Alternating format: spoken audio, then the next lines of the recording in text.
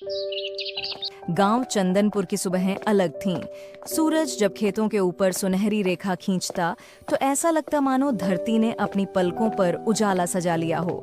इसी गांव में एक बूढ़ा कुम्हार रहता था, रघुवीर।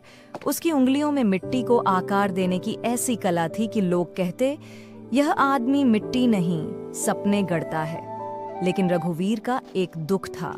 उसका बेटा मोहन शहर जाकर बड़ा आदमी बनना चाहता था। उसे लगता था कि गांव में रहकर मेहनत करना समय की बर्बादी है।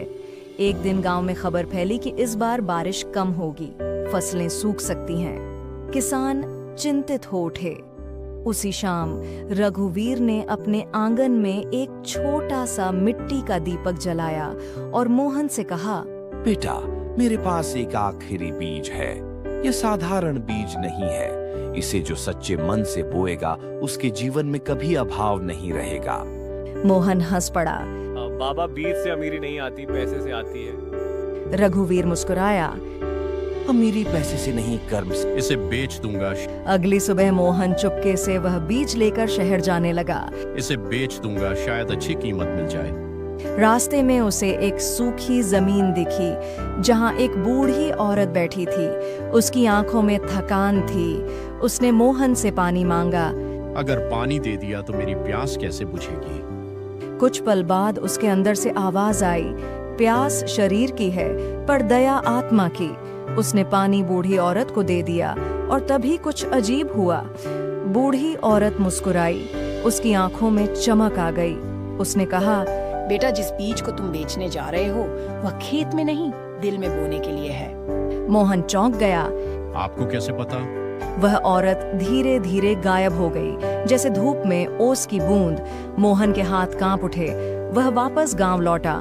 उसने बीज अपने आंगन में नहीं बल्कि गांव की सूखी जमीन पर बो दिया। रोज उसे पानी देता, उसकी देखभाल करता। गांव वाले हंसते। एक बीज से क्या होगा? कुछ दिनों बाद वहां एक छोटा सा पौधा उगा, पर वह साधारण नहीं था।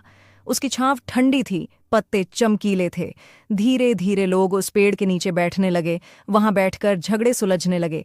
थके किसान आराम करने लगे। बच्चे खेलते। पेड़ ने फल नहीं दिए पर उसने सुकून दिया। मोहन ने समझ लिया, असली अमीरी दूसरों के काम आने में है। समय बीता। वही मोहन गांव का सबसे सम्मानित व्यक्ति बन गया। उसने शहर जाने का विचार छोड़ दिया। उसने कुम्हारी सीखी और अपने पिता की कला को आगे बढ़ाया। एक दिन उसने पिता से पूछा, बाबा, वह बीज सच में जादुई था? रघुवीर ने हंसकर कहा, बीज जादुई नहीं था, तुम्हारा हृदय जादुई था। जब इंसान स्वार्थ छोड़ देता है तब साधारण चीजें भी चमत्कार बन जाती हैं। मोहन की आंखों में आंसू थे, पछतावे के नहीं, कृतज्ञता के। पेड़ अब भी वहां खड़ा है। लोग उसे विश्वास का पेड़ कहते हैं।